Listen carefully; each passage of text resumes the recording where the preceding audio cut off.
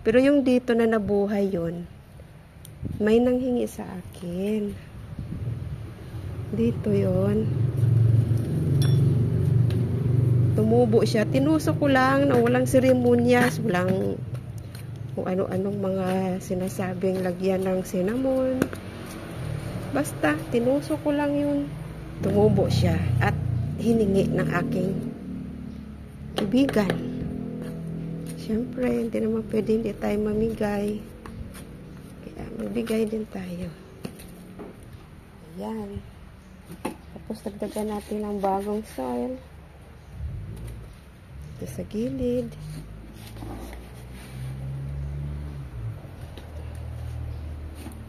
Ayan.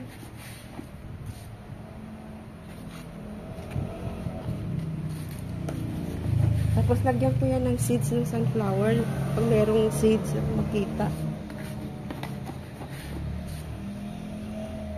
Pero meron na ako doon oh. Medyo malaki-laki na. Pwede ko na siya ilipat.